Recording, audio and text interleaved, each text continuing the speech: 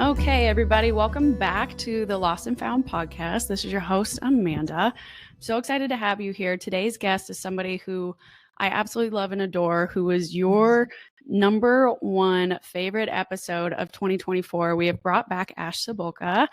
She is someone whose presence feels like a permission slip to just pause, breathe, and come back to yourself. And so I'm so glad to be welcoming her back.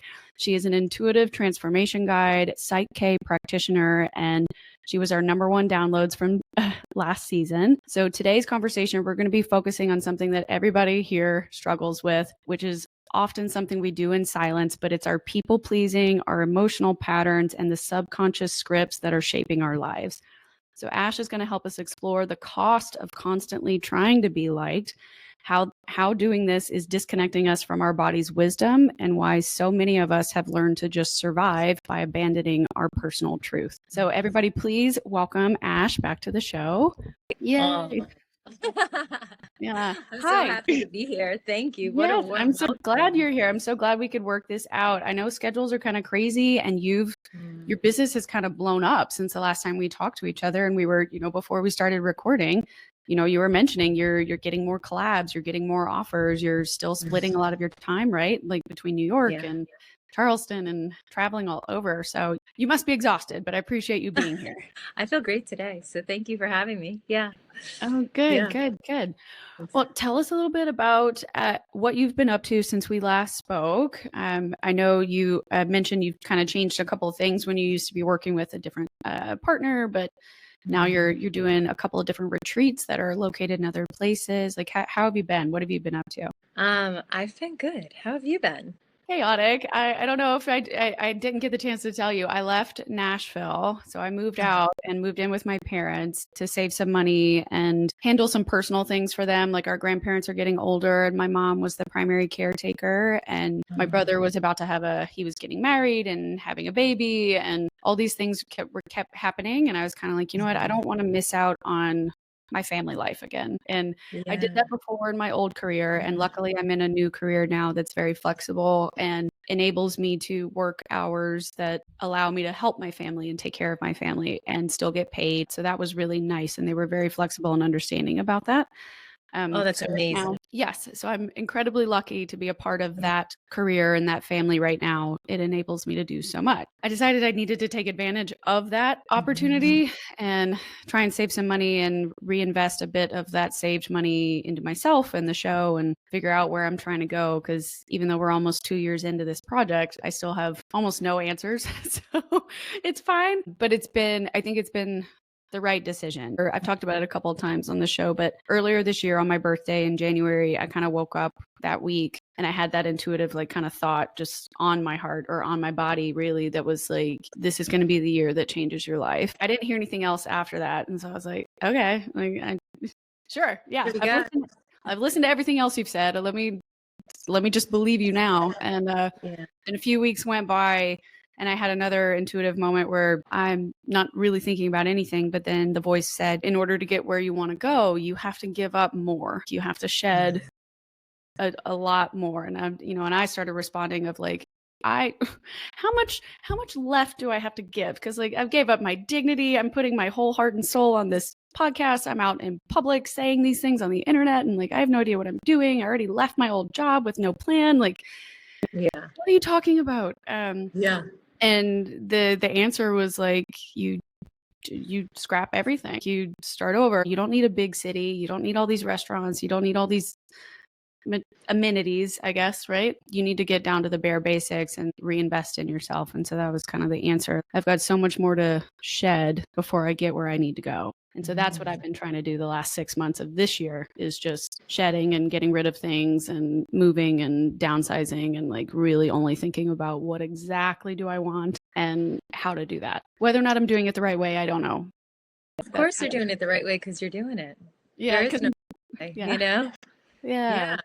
How beautiful. How are you feeling in the process? I imagine it's every emotion under the sun. It's every emotion. Yeah. Like you said, a lot of it is, it's still letting go of what other people might think about what I'm doing. Because clearly my family loves it and they want me closer than ever, but I still worry, I guess, sometimes about the cost of what it takes to invest in something that you love or that you care about.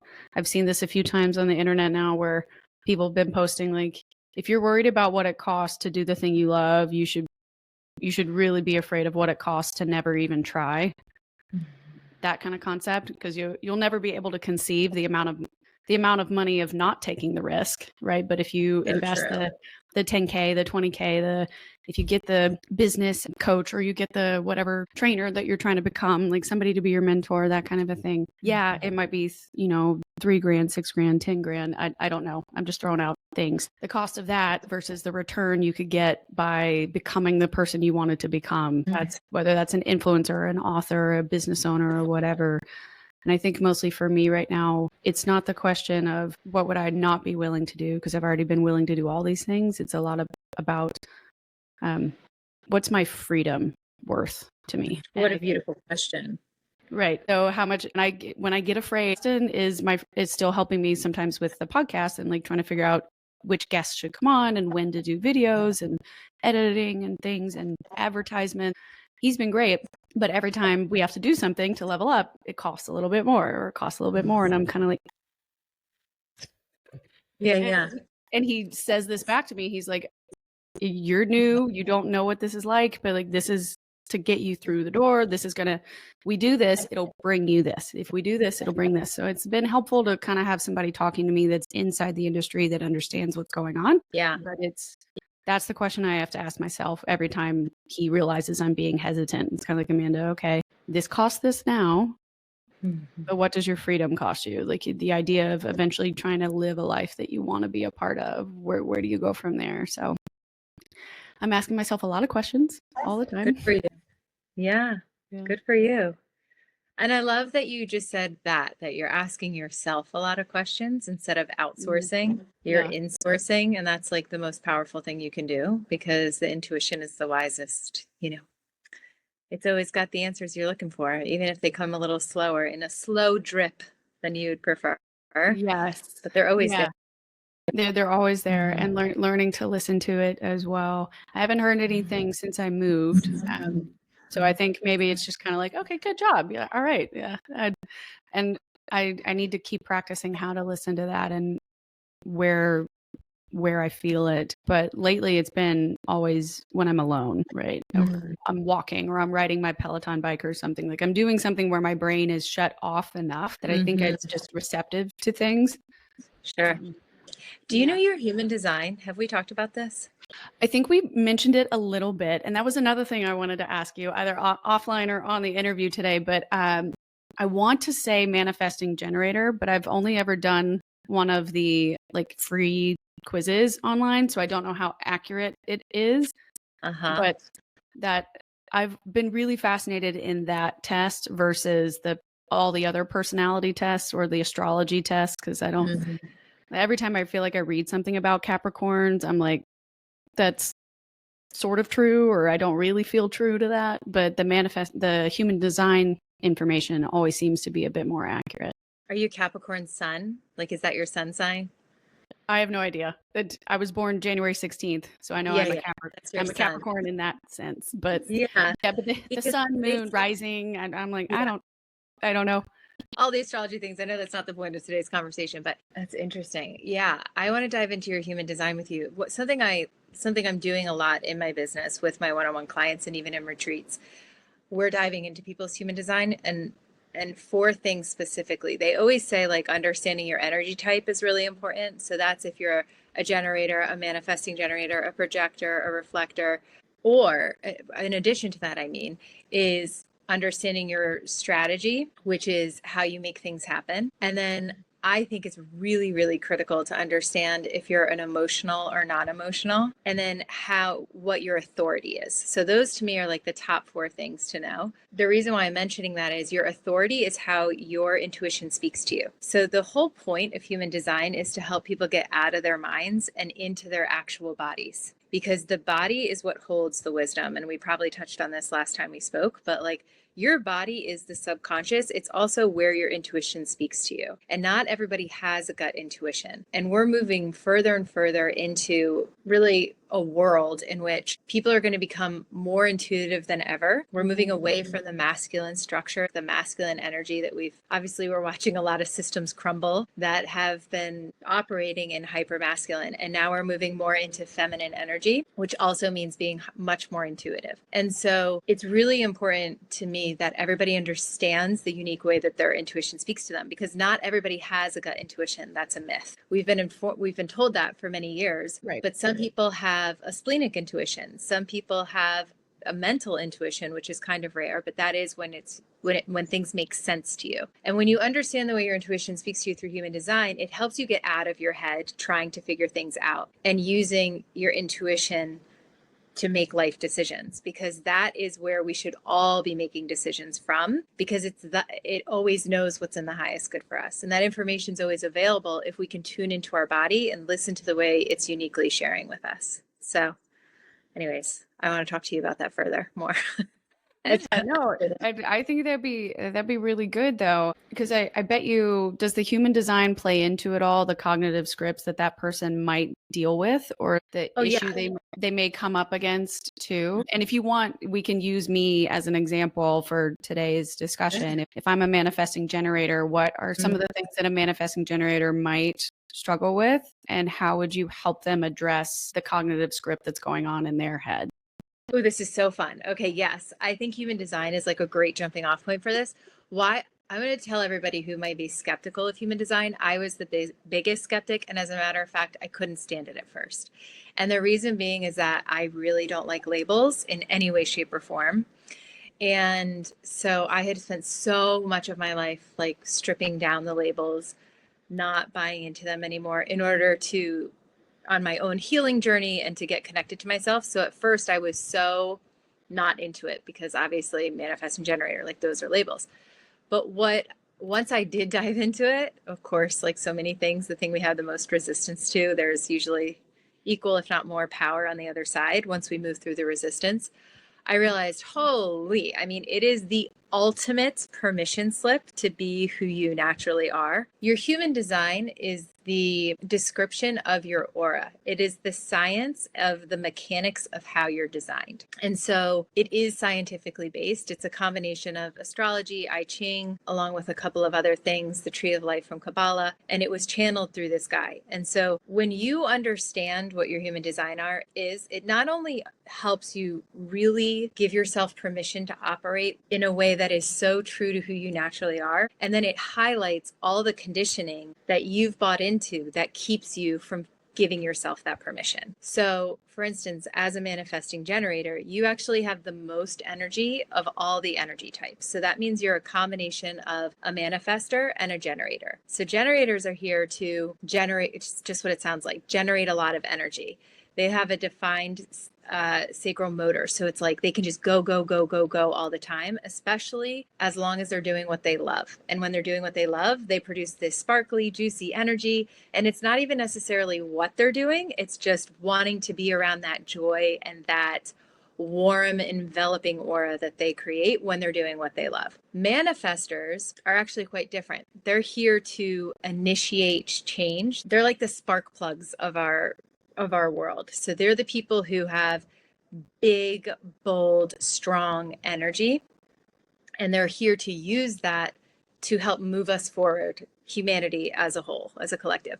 And so they will have big ideas and they are born through them, and then they need to act on them when those ideas come through them.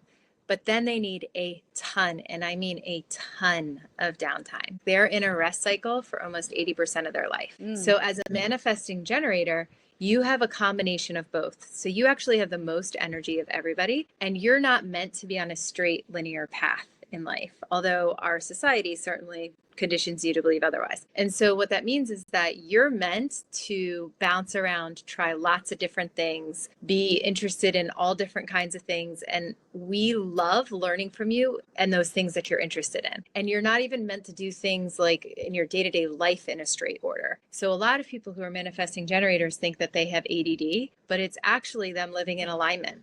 To Okay. bounce around and do things. They'll always get it done. It's just that they're not going to do it in the order that like a generator would. So I'm a generator. Generators are here to master one thing in life, to find the thing that they are so called to do that they love and to just like hone in on it and just go deeper, deeper, deeper. And they can do things in a straight line. Manifesting generators are like meant to bounce around. They're certainly not going to have a career in one area forever. And if they are, they're living out of alignment most of the time. And so even when you think about this conversation that we want to have about people pleasing, there's conditioning around how you're supposed to show up energetically, how you're supposed to show up in school, like scholastically, in career, and even relationships. And so what we're talking about, that bouncing around, can make you feel as though you're inconsistent, or other people can perceive it as inconsistent, but that's not the case. It's actually living how you're meant to. But then you could shame yourself. And so then you start doing things in a way that actually is not aligned, and it doesn't feel right in your body. Is this tracking so far? Yeah. Definitely the description of the two combined, a generator drilling down into something. And I feel like I've definitely done that before, but the manifester being able to go to lots of different directions, but then still needing the rest. But especially the manifester needing to, when they have the idea, act on it then, not wait later, because that's where they can get out positive impact or the most like successful outcome of whatever that particular project is. Because that's what's been happening on the podcast. Like I'll have spurts of ideas and I have to write them down right then and there, or else I'll forget them or I won't act on them later. So I've definitely noticed that. But the generator part, where like if I find a particular guest or just this skill in general, right? Learning how to be a podcaster, I'm constantly watching YouTube videos, doing research on more equipment, other studios, trying to find other people that I admire in the industry and watching all of their content and trying to learn from that and drilling far. But the concept in and of itself for the show, to keep it interesting, not only for me, I'm interviewing people from all walks of life, from all different levels. It's not celebrities only. It's everyday people. It's my friends. It's people like you that live in other places from me who've lived completely different lives, and learning how to share stories with one another. That's really important to me too. So I'm trying to be more consistent for the business requirements aspect of it, but how I generate my creativity or how my creativity flows through me sounds very similar to what a manifesting generator operates as. And the idea that you start to shame yourself for not living in a way that people want you to live, or not presenting publicly in a way that people are expecting you to present as.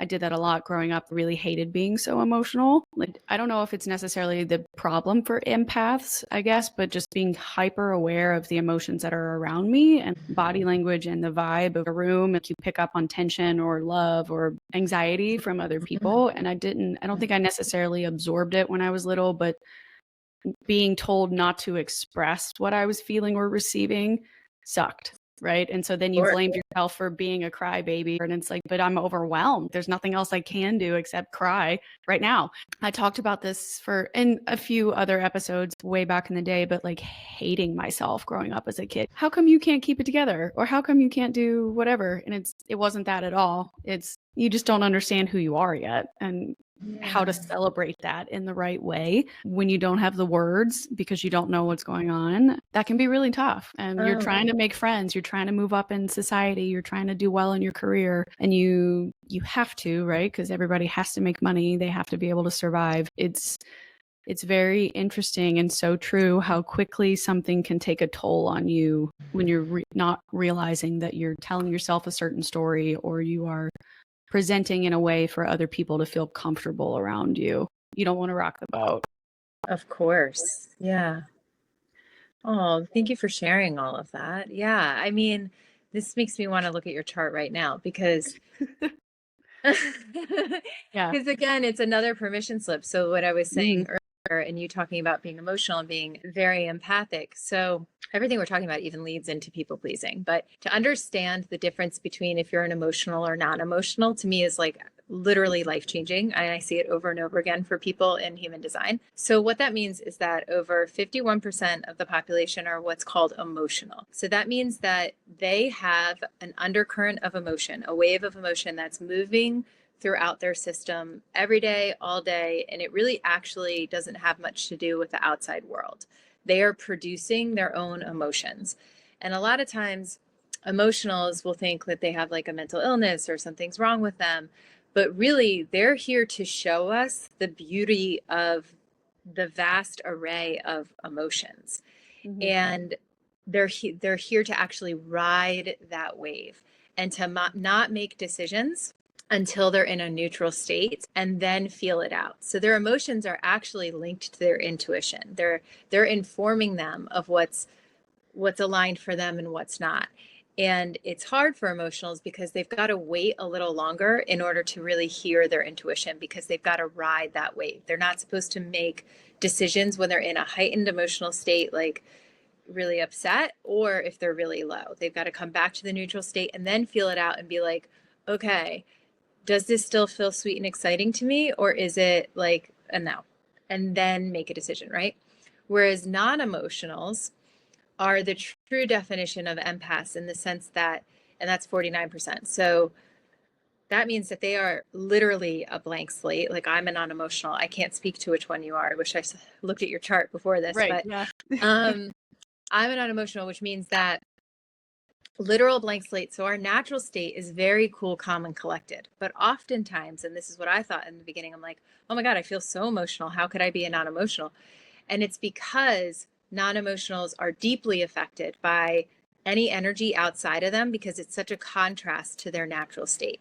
So that's why it's a true definition of an empath. Like, they could be, they really don't, they have, of course, emotions, but they don't have as many emotions, especially comparatively speaking to an emotional, except for when they're affected from something by the outside world, or if they're around another person who's experiencing an emotion. So that's when they feel a lot. But when they come back to their neutral state, they're actually cool, calm, and collected like a lake. So for non-emotionals, when they're around a heightened emotional event, or they're around somebody who's feeling a lot, let's say they're around an emotional and that emotional is feeling anger at a 2. But to the non-emotional being around it, it feels like a 10, because it's such a contrast to their natural state. So like, I'm a non-emotional and I grew up with 2 emotional parents. They appear very chill, and they are very chill. But like, I was always like, what's going on? I was always asking them tons of questions. Are you okay? And they're like, yeah, I'm fine. But to them, it isn't a big deal, because they're used to that wave going throughout their system all day long, right? Whereas to me, it feels like freaking Mount Vesuvius. I'm like, it feels like you're about to erupt, because it's such a contrast to my design. And so when you understand which one you are, it helps you understand how to navigate your internal system, and also to empty out all that energy that you're carrying, that you've collected from the outside world, that's not yours to carry. And so as non-emotionals, it's extremely important to empty out every single day so that you can come back to your center. I have a free meditation that I can share with your audience that I created for this exact reason. It's really for everybody. I just find that non-emotionals need it even more, because they're collecting stuff. They're really collecting stuff that's not theirs. And then they mistake it for theirs. And then they think that they're anxious. But really, a lot of times, it's energy from the outside world that they've taken on and haven't emptied out. Yeah, let's dive a little bit deeper there then, because Yeah. I don't have my test, so I have no idea what my chart would actually say about me. But I do think a lot of times for me, I don't talk about what's going on, or I used to not talk about what was going on or what I was thinking or feeling, because I was just like, it's not important. My opinion doesn't matter. Or my emotions can come secondary to whatever else is going on around me, because I just need to keep the peace, which is probably a female taught thing. We teach women not to rock the boat for lots of different reasons, but I would bury that down until it gets like real close. You can feel it in your throat almost. You're like, oh my God, I don't think I can keep this down any longer. So for anybody that might be a non-emotional and they are realizing they've held all this baggage from other things, what would you teach your client about how to start letting go of some of that, and let go of that tendency to want to people please, to just kind of get through?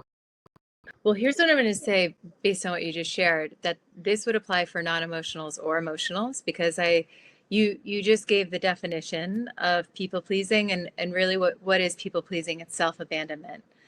And so let's strip it back for a second and talk about why we do it. It's at some point, you don't, Of course, this wasn't conscious. This usually happens between the ages of 0 to 7 when your subconscious is like a sponge. And so you don't have the analytical facilities to question any thoughts that you have or any experiences or the conditioning that you're receiving both from your family and from society. So you are a sponge, you're absorbing it, and that's when your subconscious is programmed. So usually during that time, if you've adapted the, let's call it the persona of people pleasing, the reason being is that you were in environments enough times that felt unsafe that you decided that your needs didn't matter and it was more important to push those down in order to feel safe in that environment. So you became the person that became malleable, you chameleonized yourself in order to be nice to everybody, to make the peace. And it's not like you were consciously aware of it, but ultimately it was so that you felt safe. Okay. But over time, you do that enough times, then it eventually becomes a personality, because a personality is a personal reality that's been created from a series of choices and beliefs and habits over time. Okay. So now here you are, and you've learned that in order to feel safe, you have to abandon yourself and your own needs. So what I tell clients, first and foremost, the most effective way to address that is to work with the subconscious. As you mentioned earlier, I'm trained in PSYCH-K. There's like a handful of modalities that speak directly to the subconscious. Traditional therapy, most of the time, is not. It's talking to the conscious mind, which is 5% of your daily habits, thoughts, and beliefs. 95 to 98% is in the subconscious. So rewiring those beliefs that is triggering that response in your body, because really it is a nervous system response. And I think that's important for people to understand. People pleasing is a nervous system response. It is your body going right into an action without you even really thinking about it, because it is what has historically kept you safe. So what you've got to do is change the beliefs, because your nervous system is actually governed by the subconscious. So when you change the beliefs in the subconscious, it creates a new set point in the nervous system, and then you start to feel safe speaking your truth. So that is something that I would tell my clients, like, first and foremost, go to the subconscious. And if you're not going to do that through PSYCH-K or the other modalities, then consistently repeating to yourself, because the subconscious loves repetition, it's safe for me to speak my truth. My needs are just as important as everybody else's. It's safe for me to do something different than what I've always done. Because you think about it, these are all the things that your body doesn't believe. So you've got to get your body on board with knowing that it's safe to change the program, because it's just operating on an old program. Yeah. And I feel like that would be terrifying, right? To go, all right, I've spent 30 plus years telling myself this one story about who I am or what I'm supposed to be doing.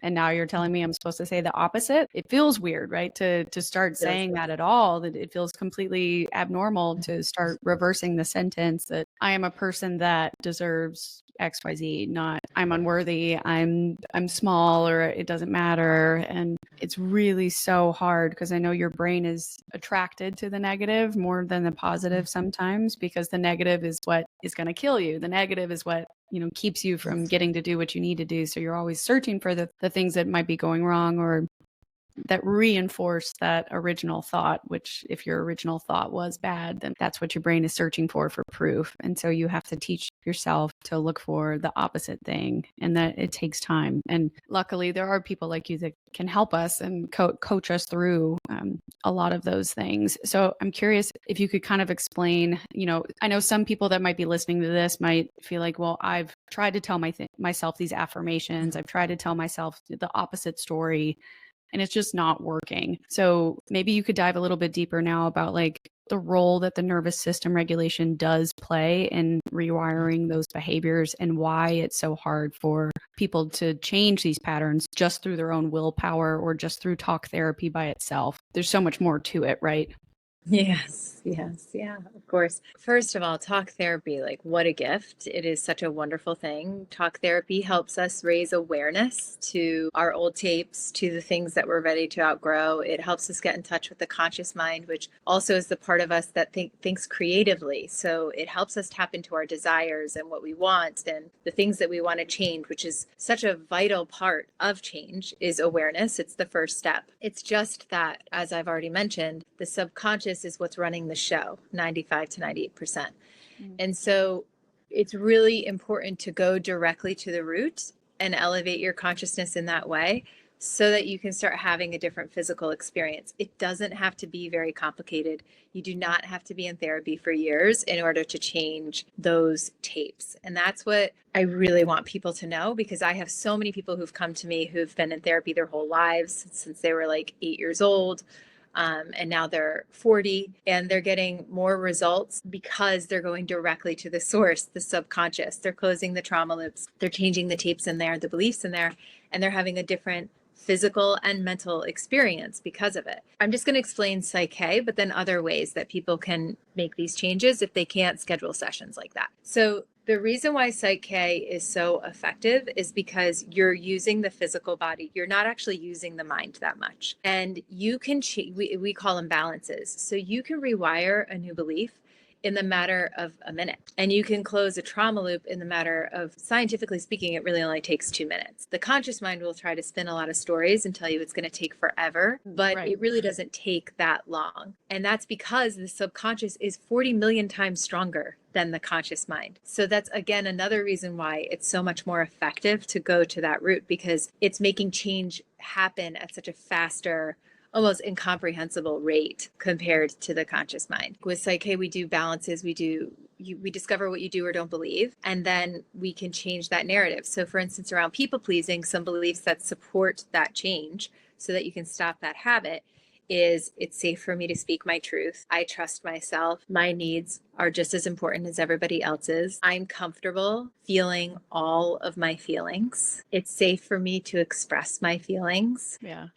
It's safe for me to be vulnerable. I'm just listing a few, but there's many. So when you think about it now from what I've just shared with you, if you change that in the subconscious, it's not just changing the thought patterns that you're having on a daily basis. It's informing your body that those experiences that I just spoke of are true. So your nervous system's no longer getting activated every time you go to speak your truth. You're no longer thinking you're running from a tiger. You're no longer like paralyzed with fear, or your palms are sweating, or you feel sick to your stomach, because you have a different program that's informing the nervous system that it is in fact safe. So it's no longer getting activated. It's like supercharging it, basically, you know? Now, if you don't work with somebody and go directly to the subconscious, other ways that you can reprogram it is through repetition. It takes longer, but it is possible.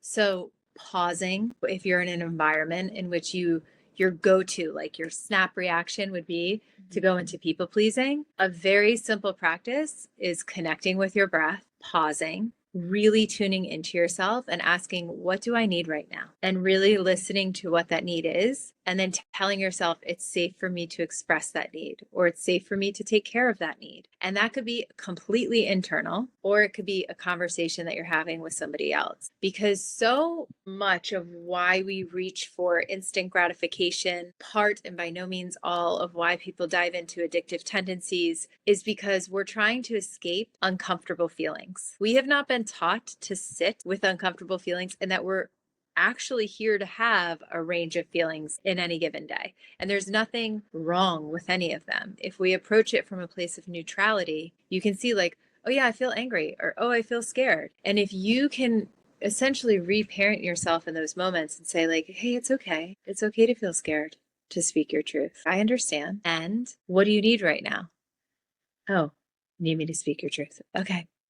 I'll be the brave one. I'm going to do it. And it's okay. We're going to get through this. And just speaking to yourself. I know that a lot of people in my industry will tell you to just like bypass the fear or kind of tough love your way through it. I just think that that has never worked for me, and it doesn't work for any of my clients. We all just want so much love, you know, love for ourselves, love to be able to give to others. And so when you say that really lovingly to yourself, I find that it almost automatically helps you soften. And then within that softening, you're able to really hear what your needs are and then tend to them in that moment. Absolutely. Especially if nobody else around you speaks that way to you, then you need to make the decision or the choice to start speaking that way to yourself. Exactly like you said previously, that like the only way to change your life and to change your thoughts is to cognitively and purposefully choose this path, speaking to yourself this way. And I'm sure I've probably asked you a question where you felt like you had to go in depth twice,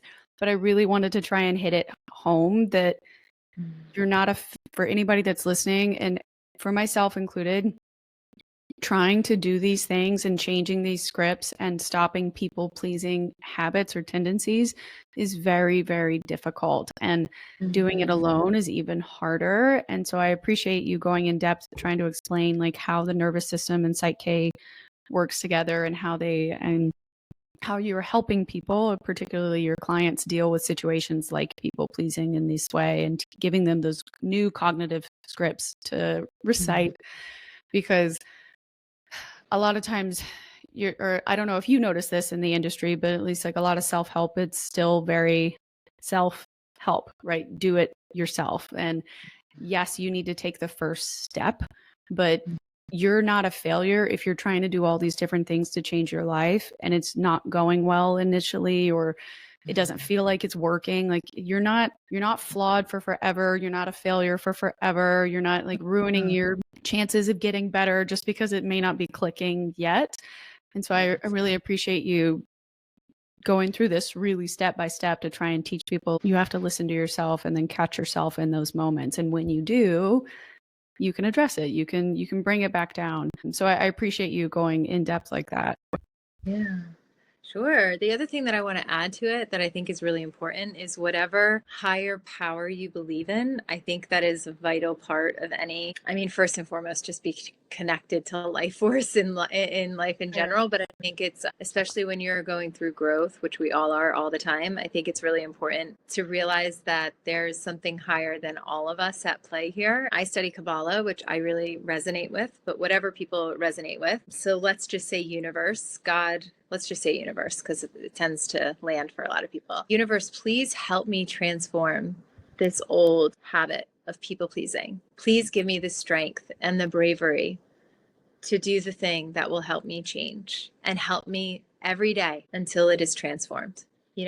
Ask for guidance, ask for assistance. Like you have spirit guides, you have the universe. There's so much more energy at play than just you. And I think the beautiful gift that comes with having been a people pleaser and transforming that is that it is such a gateway. It is such a beautiful invitation to create the most loving relationship with yourself, because you know the opposite of it. You know what it's like to abandon yourself. And so it's just an invitation. Like there's nothing wrong with you. As a matter of fact, it's a gift for you to do just what I said, to transform. And we all, in Kabbalah, they call it tests. I like to call them opportunities, but like we all have opportunities in life that we're born with, that we, accumulate over time to help us have a stronger relationship with ourselves and the divine. And people pleasing is one of them. And so if you look at it at that takes away the harshness and the judgment towards yourself. And instead it feels more, I hope, like an invitation to come home to yourself. Like, oh yeah, I don't have to do this anymore. I love that. And I like the reframing of this isn't something you're doing that's necessarily wrong. It was something you were taught, either on purpose or subconsciously, but now you know what the opposite is, right? Now you know that life could be so much better because you've already lived in the version that isn't working for you. And it's okay to admit when it's not working for you. Would you be open to sharing maybe an example or a people-pleasing belief that you had, and how did you recognize what you were doing, and then how did you address it and switch it? Oh, wow. Of course, I'm more than willing to share. There's just so many. So let me find one that's like helpful. There's so many. Hold on. Let me see. What would be the most helpful for everybody to hear? For some reason, this keeps coming up. So I keep seeing it.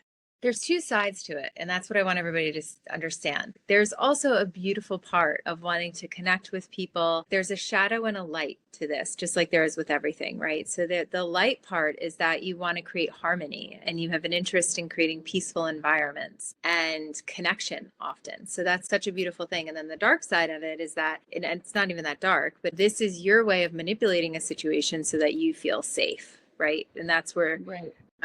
That's the darkness. So I don't remember if I told your audience this story before or not, but I was really sick in my teens and early 20s. I was in eating disorder hospitals and the loony bin many times. And I was very good at avoiding my issues and helping everybody else around me. And so that's where my people pleaser came out, because I was like, oh, if I could be really good at this and make everybody else, like help everybody else heal, essentially, then I don't have to look at my own shit. And I can Yeah, get out I'm sooner. great. I'm doing good if everybody else is Shit happy. out of this joint as soon as I possibly can. And so that served me and other people in the sense that I was genuinely helpful. I always ended up helping my roommates and everybody else around me. But it cost me so much. It cost me healing more quickly. It cost me learning how to use my voice. And that trailed into relationships, both romantic, in business, in friendships. I was so much more concerned when I was younger with being liked and being able to fit in than I was about speaking my truth and being more bold about it and setting boundaries. And so it was very loud and pronounced in those environments in the hospitals, but then it trailed into relationships. And then it became a lot of codependency in many different, in my marriage, in other friendships. And then that codependency, again, I don't think that it's a negative thing. I just think it's a dynamic that happens. It's a consciousness. And so when I started to change my consciousness around by working with my subconscious, and I really started to elevate it, it became apparent to me how much energy I had just given away to other people and not prioritized myself, and felt like my battery was at half, if not a quarter of a tank, rather than at full. And so really, it didn't start to change for me for like a true transformation until I started working with my subconscious. And once I did that with PSYCH-K, I did it for years by myself before I even started using it with clients, because I really wanted to embody it. I didn't want to just teach it. And in doing so, it transformed literally all of my relationships. Some fell away, some the form changed. Like now I'm good friends with my former husband, but we're no longer married. And then it attracted people who were aligned with who I really am versus who I think I should be. And that has been like one of the greatest gifts of all times. I have such deep intimacy in all of my relationships. I am fully and completely myself everywhere I go. And I am discerning about who I let into my inner circle. And before, I would think I was being a bitch if I did that. Like I would think there was something wrong. I think I should get along with everybody. Like I would have such harsh judgment towards myself. And now it's like, oh my God, no, I love being this discerning, because I'm so clear with who and where and how I want to spend my energy. And before, when I was feeding that old narrative, it felt nearly impossible to understand that. So yeah, and it also sounds like you probably, by realizing this now and you've changed your relationships, you've watched your true identity, I guess, come to fruition or come to the forefront, where you can actually be who you are, and it feels like you're in alignment, and you feel good every day when you act like Ash, when you respond so like great. Ash, not Ash with a mask on, but just genuinely Ash. And that will change your life. And you're right, that will change the relationships around you, because people joined your life based on who they thought you were or who they projected that you were. And when you stopped acting that way, it makes sense that those would fall apart or just change. And luckily, it's very good that, you know, you and your ex-husband do work well together and you can co-parent and things are stable. I know that that's always a major concern, I'm sure, for many of your clients when they are going through divorces, that relationship starts to change, but it changes for the opposite. And that can be very scary, right? And you don't, you start clinging to things, being like, oh no, like it's broken. I know I don't need it anymore, but I don't want it to turn into this. And then it still turns into that anyway, because you can't control anything. And learning to let go of what really doesn't matter and protecting your energy. People are always saying that in the self-help, self-development space: protect your energy, care about your energy. And I know that sometimes, I don't know if your clients bring this up to you or not, but the difference between giving love and giving energy, because I think sometimes growing up, I probably equated it to the same thing. And like, you can care about someone or care about someone, a relationship that you have in your life, but you don't have to give it energy. Like you can love the other person, support them, believe in them, everything. But if they're draining, you can choose, all right, I'll see you for 10 minutes a week. We can have coffee together. But then the rest of it's like, you do you, I have to go do me. And so I don't know if that happens in your sessions with your clients or not, but conflating the two doesn't necessarily, they're not exactly the same either. Giving away your energy versus giving away love or showing love to other people. You're not actually a bitch. I don't believe that at all. But by setting a boundary, it just means you're protecting your energy. Learning to not confuse the two, I think, is also, just really important. It's so important. And it's also such a slippery, like, listen, it took me a long time to get here. I'm not trying to, this happened overnight, and I don't want to depict it that way in any way, shape, or form. I mean, when I was going through divorce, I hired a team. I had a PSYCH-K coach. I had an energy healer.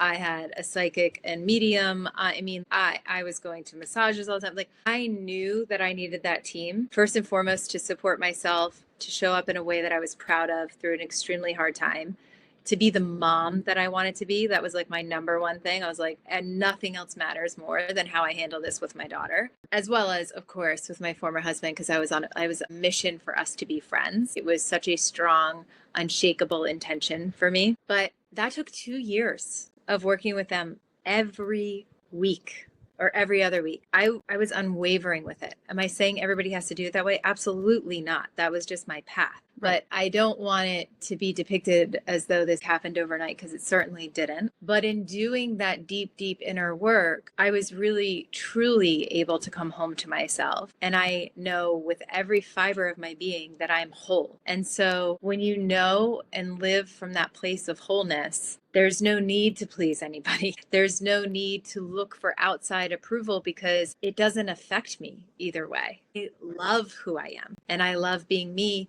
And so if somebody doesn't like me, great. If they like me, great. But it doesn't change my opinion about myself. And I think that that's the road in recovering from people pleasing, is realizing that it is the greatest opportunity to return to your wholeness, because none of us are broken. I don't like that term at all. I think we can feel broken, but none of us are broken. We are just being given opportunities to remember our wholeness, letting go of that old pattern and coming back to that inner knowing. You automatically start to do the things we're talking about. You automatically start to have discernment, because you're not going through this like checklist of who you have to be. It comes very naturally. I like that. I like that a lot. And I'm curious, maybe you did mention about your daughter, and you wanted to be the best mom possible for her, especially during a really difficult time. And I know that that's got to be really hard when you're working on you, but you still have to show up for this tiny human, and you're doing everything in your power to heal, and you don't want to project what's going on onto your daughter either, because you're like, that's the last thing in the world I want to do is have you deal with the same thing I'm dealing with now. I'm curious, for anybody that's listening that is a parent and they have maybe worked on themselves, or they've at least become self-aware enough to notice that they maybe have cognitive scripts, or they have negative thought patterns or things that they need to work on, but they start to notice it show up in their kids. Is there anything that we can do as parents to help them with their cognitive scripts, or help them with their people pleasing? Because I'm not a parent, so I don't know what it's like to raise a child or I've engaged with a child in that way. So based on your expertise, all the personal transformation you've also been through, not only with your clients, but yourself, is there anything that parents can do if they start to notice people-pleasing activity or negative thought pattern activity in their own kids? Is there something we can do to like stop it, or at least not tell them what to do? I know kids don't like to be told what to do, but help them. My daughter certainly doesn't like to be told what to do. But like, is there anything parents can do if they're listening and watching this right now? Is there something they could do to stop it before it gets worse for your kid? First of all, what a great question. And yes. And I also want to say something before I dive into that. As much as I say I am whole, which I am, I just want to be clear. We're all going to have negative scripts throughout our life. Like, this is a dance. This is an ever evolving dance that doesn't end until we go to the other side, and then we come back in another life and get a new script. So it's like, we're all going to be doing this work forever. But the best part is, it doesn't have to feel so hard if you really understand that they're gifts. That they're gifts for you to transform. That's something I love so much about Kabbalah, is that it's helped me understand whenever those challenging scripts are coming up, I say to myself, like, oh, this is good. Okay, great. I'm going to transform this. And it's not bypassing. It's like, looking at it truly as an opportunity rather than something happening to you, right? It's like, oh, I get to transform this inner narrative that's just not true anyway. And so in regards to parents, I'm going to share with you what I do with my daughter, like very honestly, because I have certainly seen her dive into people pleasing. I could go on and on about that, but I think especially because of our school system, which don't even get me started about how much that needs to be transformed, but that's a whole other podcast episode. It's a whole other podcast that I could rant about. But I think that what I do with my daughter, she usually gets in like a certain voice and I'm like, oh, there she goes. She's trying to do the thing. Because why are kids going into people pleasing? Because they want to feel safe and they want to get what they want in that situation. Okay. And they want to make sure that you're happy so that in that situation as well. They don't want to feel threatened in any way, like something bad could happen to them. That's why kids slip into that. And so she usually gets into it like almost like a baby voice, but sometimes even in her regular voice. And I can just tell when she's going into people pleasing. And I stop her and I look at her and I say, Sienna, right now, I notice you're doing that thing where you're saying what you know I want to hear. And I don't want you to tell me what you want me to hear. I want you to tell me your truth. So I know that's uncomfortable and I want you to feel the discomfort in your body. And then when you're ready, tell me what you really want, not what you want me to hear. And then she does. But this has taken time and practice because I want her to know it's more safe to speak her truth, even if it's something that she thinks is going to disappoint me or upset me. I tell her, like, there's nothing that is going to upset me more than you lying to me. Right. So to me, you telling me the truth, we can work through whatever it is, even if you're going to be disappointed with the answer. Let's have an honest conversation, but don't ever abandon your truth in order to make me happy. And in doing that, she's a really brave little girl who knows how to say what she really thinks. So I don't know. I hope that's helpful for parents.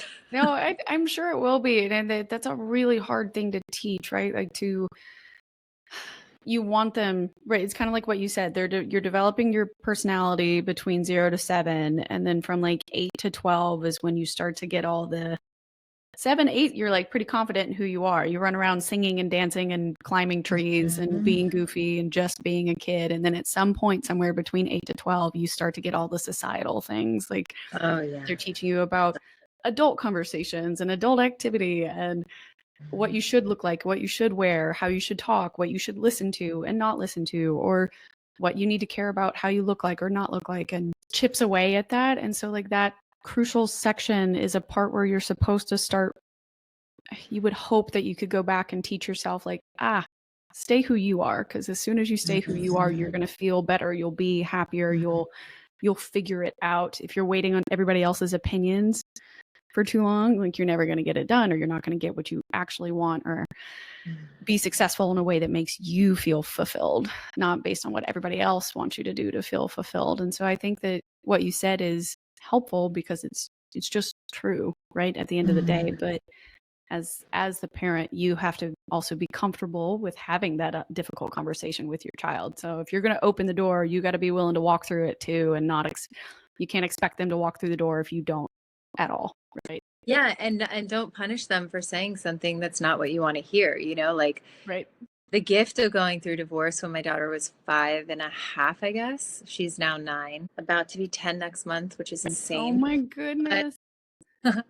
Is that, she saw me cry. Like she saw me struggle. And I was honest, like, this is hard. I also know it's the best thing for us, but like, this is hard. And and we would cry together. I didn't hide my emotion from her. Mm-hmm. And it opened up like a really honest dialogue between us. And because of that, that's only extended into the things that you're talking about, right? But it's also because human design, I can't emphasize enough to you guys, like it has been so life-changing for me, but especially for parenting, because my daughter's a manifestor and I'm a generator. We are so freaking different in our energy types. And because of that, my daughter needs so much rest, unbelievable amounts of rest. And I was the Energizer Bunny as a kid. I never sat still. I was always going. It was not anxiety. I just had a natural, large amount of energy. And that's common for generators. Whereas my daughter, being a manifester, she gets a burst of energy, but a lot of times she likes to go to what she calls Couchlandia. Yeah. And she goes and chills on Couchlandia. And she's like, Mom, I'm going into my universe. I need to go to Couchlandia and just relax and be at peace. And I'll let you know when I'm done. And Those are some big words for like a 9-year-old to be able to say and explain to you, right? oh my gosh, Like, she's saying that since she was 5. Like yeah, she's no, just but just very, yes. the awareness, that's significant. Yeah, she's very aware. And so she does that. But I mean, here's the truth. I would have thought something was wrong at how much my daughter like wants to relax and chill. Like she's not the kid who gets home from school and then wants to run around and play with all of her friends. No, she wants to completely be away from people and unplug until she has energy again, and then she'll re-engage. And that's because she's aware of that, but also because I've encouraged it, because I understand her human design. If I didn't know that, I would be pushing her to do a million activities to do what I did growing Right. up. Like, Yeah. and Yeah. it so helps you understand how individually designed we all are. And that also helps me have conversations like we're talking about with children. I understand that my daughter is also a non-emotional like me, so she has to empty out. Otherwise, she takes things on very personally. Like as manifestors, they take things very personally, more than other energy types. And so it's created a dialogue with us that helps me help her understand people pleasing, but also understand her body and how it's communicating with her. So for your listeners, like I can't emphasize to you enough for you guys, like find out your kids' human design. Understand yours first and understand theirs, because it's going to be like the greatest parenting hack of all times for you. Okay, that's good. Yeah, Yeah. that's unfortunately we have hit our hour, so that's where we have to cut it off. But I do have our one final question for everybody. As you know, this is a show that's about helping people who are feeling lost in their life right now, or they've let go of an old identity and they're trying to get back to a new one and rebuild who it is that they are and what it is that they want out of life. So our final question for anybody that's listening that may be feeling that way right now, for someone that feels like they're stuck in maybe a people-pleasing pattern and they're not sure how to shift, what is the first step that they can take today to move forward and let go of those old cognitive scripts and old identities that no longer serve them? But first of all, give yourself so much love. I think that's the first step, is to give yourself so much love and accept that that was the past and that you get to create a new future for yourself. I would say that's genuinely the first step. I think anytime we can't accept what's happened, there will be so much resistance in anything that we do moving forward that it will make it challenging to move forward. And then I would say, additionally to that, is to just like really start checking in with and listening to your needs every day. And then ask your body, like, what does my mind need? What does my body need? What does my soul need? And listen, and then have the courage to act on it. And some days you'll nail it, and some days you won't. And it's okay. Just like keep going. Yeah, that's even the silly. I think on our last call, the previous episode, we talked about like even if it's something really silly, like Yeah. what do I want right now? Ice cream. And you're kind of like, okay, like let me go do this. And then you do little things at a time. I'm pretty sure that was what you gave last time, was that if you do little things at a time that are true to who you are and true to what you want, you'll start to fit more into that identity, fit more into realizing what your essence is and what is yourself, and connect to it again, even if it's little pieces at a time. So I think that's great, and a good reminder that any one of us can do this, but you have to be open to the work that it's going to take to get there. Yeah. And just be so loving with yourself, like so Yeah. loving. Wonderful. Ash, please let everybody know where you are, what you're doing, how to find you if they want to work with you with the transformative coaching and the PSYCH-K projects. What's going on with that, and where can they connect? Yeah, they can find me on my website, which is ashcebulka.com, or on Instagram, which is also Ash Cebulka. And I would love to hear from you and connect. I do one-on-one coaching with my clients. We usually do anywhere from 6-month to a year-long containers, so we can really get underneath and dive deep and create some true transformation. And then I'm doing a lot of retreats. So I do private one-on-one day retreats, group retreats, and then weekend retreats. I'll be doing some in Italy. There's one coming up in St. Bart's in November. Italy is going to be next year, but traveling a lot. I'll be on the road a lot doing these retreats, which I love so much. And they're a combination of deep transformative meditations where you connect with your higher self. We dive into your human design. We do PSYCH-K. It's like a lot of my clients call it a spa day for your soul. So it's just, yeah, I love doing in person, and I'm going to be doing a lot more in-person events coming up soon. So yeah, Excellent. that's where everybody can find me. Good. I will make sure to put all of Ash's links into the show notes so that way you can follow up with her if you'd like, or connect and go on one of those retreats. I know I'm going to save up my money for it because I think it'd just be so fun, and it would be a good way. I always have the trouble of staying in my head, overthinking things. Even now, still after starting the show, I still overthink a lot. So I think it'd be really good for me personally to truly practice what does it mean to out of your head and into your body again, and what does that feel like, so that I can keep replicating it. But everybody, that's all we got for today's episode. I'm so glad you were here. Thank you so much for joining us today. You can find us at hello@podcastforthelost.com.